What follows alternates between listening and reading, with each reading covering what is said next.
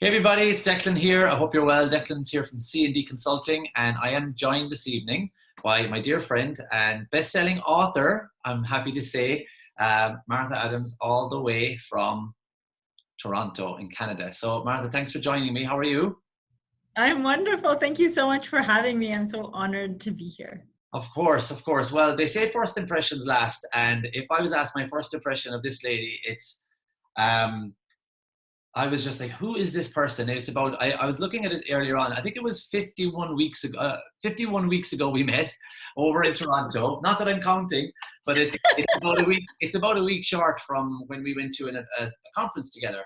And I was like, how does she know everybody? And I soon got to learn that you actually didn't know everybody. You just walked around the auditorium going, hi, with these big stretched out arms and this big smiley face. And I was like, at some point I need to talk to this woman, and straight away we hit it off.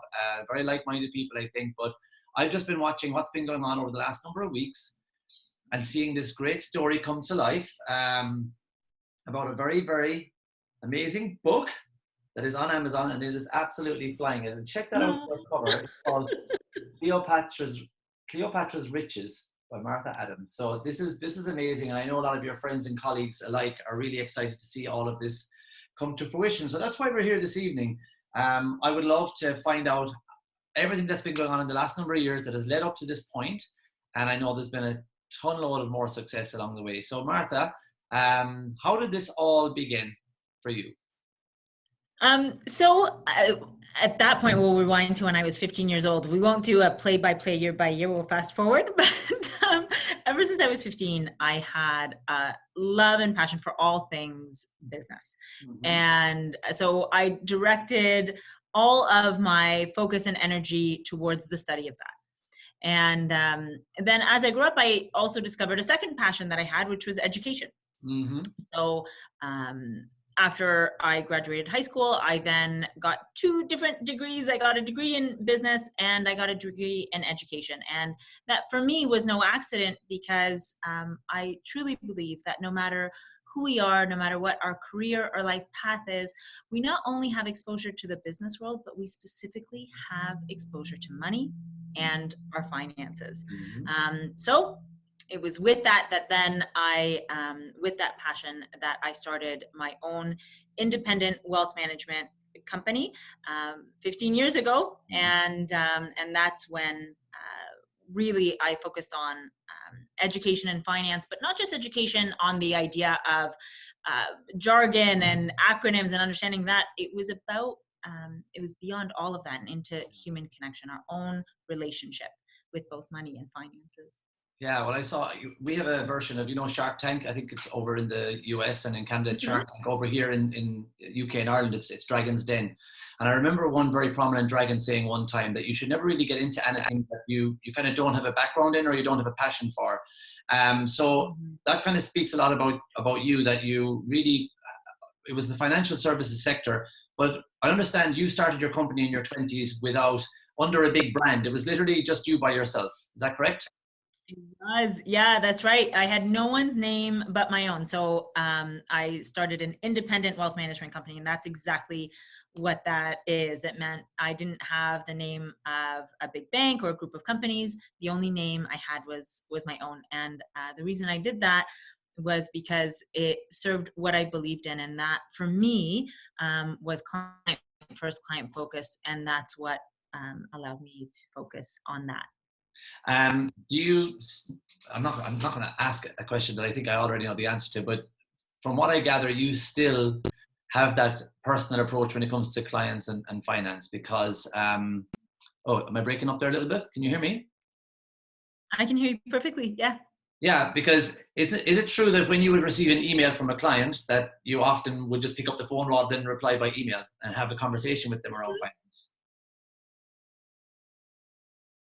So it's, hello. Yes.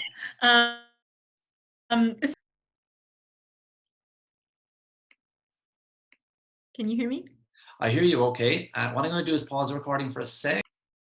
So Martha, I think you got a bit pixelated there for a moment. I was just saying that I understand instead of just emailing people back or waiting a couple of days to get back to your clients, you would often read the email and pick the phone straight up and have this positive relationship with your clients about having a positive relationship with money. Is that correct? That's exactly it. That was always my goal and my preference. But you don't have that company anymore. Is that correct? That is also correct. Terror barrier. No, I sold the company so that I can focus my energy completely on this work. Yeah, because I remember asking you, I was like, why did you leave that behind? And I loved your answer. It's like, I didn't leave it behind. I just started to use what I know in a bigger way, in a greater way. So you moved from your financial and wealth company into more of a media approach. Is that correct? That's right. That's right. Because I recognize that. So right now I'm actually sitting in my boardroom. So I still own the building where the company is. And, but what I recognize, this right here is my comfort zone. But it's really, really cool to be here speaking about this messaging outside, like truly outside of my comfort zone. Because it's not just a client sitting here in front of me one-on-one. I recognize that if I wanted a different result, if I really wanted to bring positive change to our relationship and understanding of our own money story, I couldn't do that solely sitting here. I couldn't do the same thing over and over again expecting a different result. So I needed to change within myself to bring forward that result that my heart desires. Wonderful. And was it other people's suggestions then, like, you got to write a book, or was it always a passion of yours to write a book about this message? Because it is quite a unique approach. I mentioned today about my wife and I, and, we're looking forward to reading the book as well when it reaches here.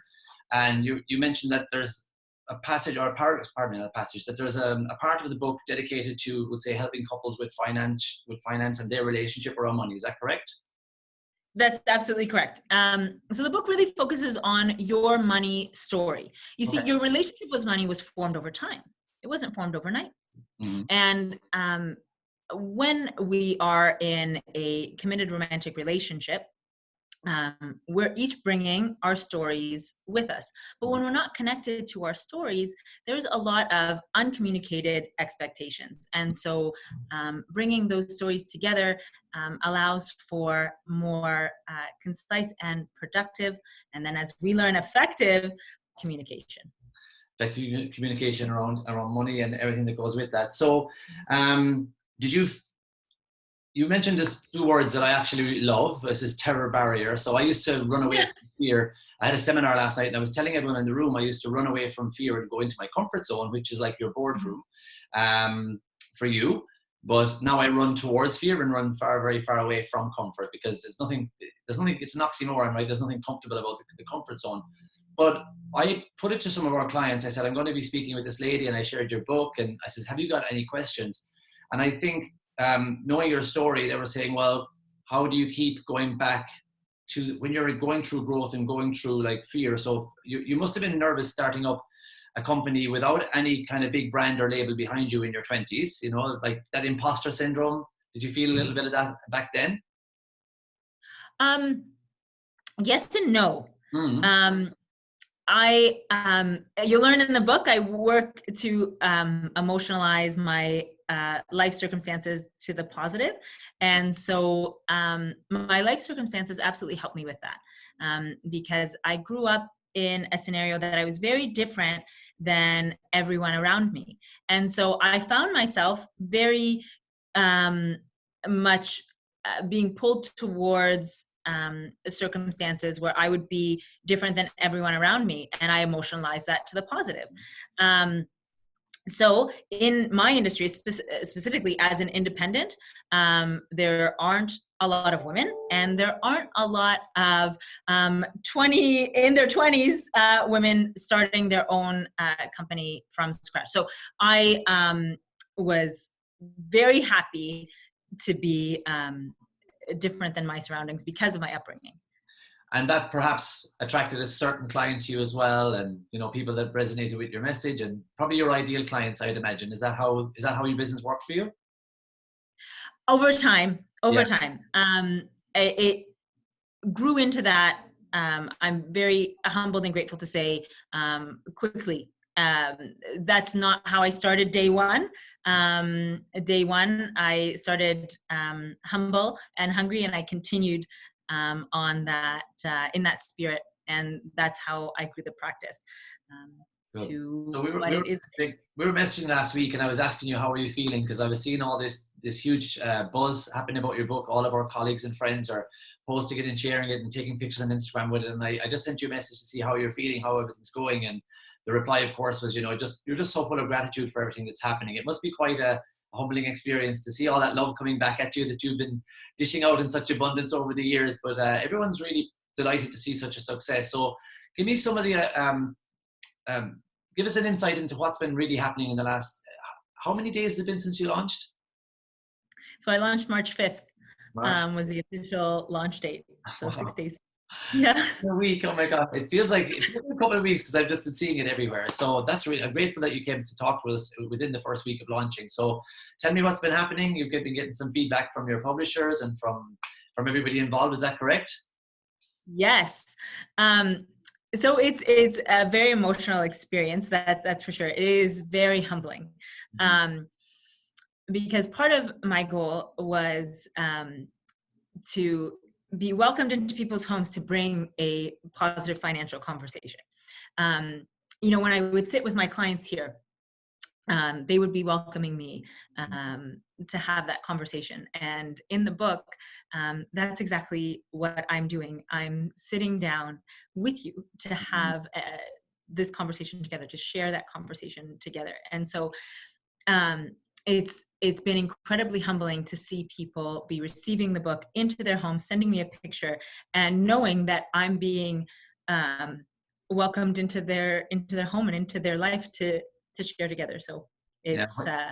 it's incredibly meaningful. I saw some footage of your photo shoot. It's such an impressive cover. I got to bring it up here again. It's a standout. I mean, it's an absolutely phenomenal shot. That's not like been doctored too much. That's a real picture. It's a real picture taken by our good friend Tommy Collier. He's an absolute a genius at what he does. I asked him, I was like, "What's the story? How did you?" And he just told me. He said, "It's hair and makeup, and you got this lovely piece here somewhere." But putting yourself, he chose it.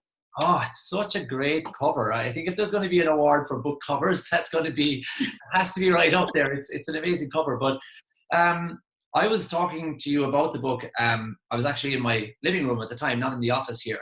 And when you said that part about couples talking about money, it's like I'm sitting down with you. When you're reading the book, it's like you're sitting down with people discussing finance with them. And I thought that was such a lovely image. And I kind of moved away from my laptop and I looked at the couch. We weren't there, but I was kind of spiritually seeing my wife and I there someday looking over that, because, it's such a great topic to be going towards, because like I'm sure all of the people who are going to watch this video know full well, I love that book, Think and Grow Rich. And in the section on the 6 Ghosts of Fear, Napoleon Hill touches on how fear of poverty, like people having up and down, insignificant or inconsistent finances, can have such a huge bearing on your ability to think rationally, to be reasonable, to be relaxed and calm. And I mean, what relationship can be comfortable and easygoing when there's any difficulties with money and finance? So I think that's something that I really think is going to be of huge value to people with your book, is that it's getting someone who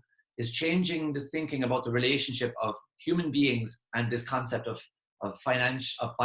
It's something I'm looking forward to getting and reading. And but our colleagues are raving about it. The reviews that are coming out there are fantastic. So your dream is becoming a reality more and more every day, Martha. So congratulations. And it's a great success for your first book. Let's put it that way, So what would be your big dream? Where would you hope to see this book take you in the next while? And I know it's only a part of a greater picture. I know it probably is everything for you the last 6 days, but what would be a big dream for you now, the next steps over the next number of weeks and months?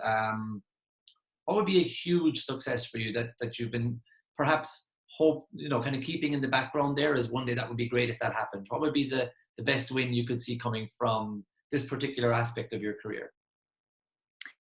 I would say that my boardroom, this is very emotional for me. Good job. You're a very good interviewer. That my boardroom and the positive conversations that would take here, the positive shifts in our feelings and beliefs on money and finances becomes the standard. That this isn't the exception anymore. That's why I left here. So that's my dream. Well, there you go. We both believe that dreams become reality. And, you know, it's my wish for you that you just keep continuing to get emails and Christmas cards and things from people just saying, you have no idea how this book has changed my life. I went to an event in about 10 miles from here 5 years ago, and there was a gentleman by the name of Declan. He was giving a presentation, and his book, he's an Irishman, and his book is called the Green Platform. And I think you know the sport of rugby, right? So there's the Yes. famous team, the All Blacks. Well, apparently when the All Blacks won the World Cup, about 12 of the starting 15 were reading his book. So I looked at that and I was thinking, wow, Irish people are into personal development as well. Little did I know Dr. Joseph Murphy and all these people have been paving the way long before this guy. But I just reached out to him recently. I befriended him on Facebook, and I said, I sat in the audience that night and I said, I'm definitely going to do what this man is doing. And I was a bit ballsy, and I was like, and I'm going to do it better and bigger, you know. So, but I'm just using that example that I reached out to him 6 or 7 years later to say, your book really had a massive impact on me. This is what you signed it. You said, dream it and do it, from Declan to Declan. And I said, I have dreamt it and I am doing it. So that's my wish for you. And I'm grateful for you for coming on this interview with me. The first of a few maybe as the years roll on.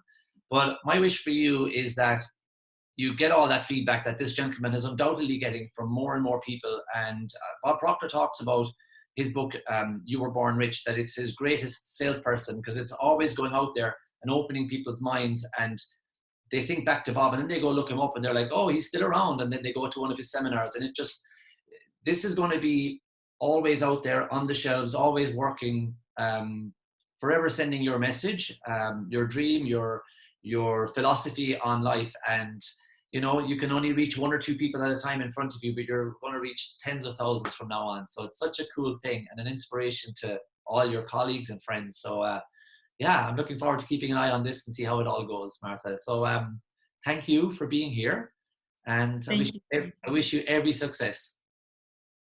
Thank you so much. I am so grateful to be here. Thank you for having me. No problem. We look forward to welcoming you over to Ireland for a few signings, huh? I would love that. I'd be honored. All right. Thank you very much. Thank you.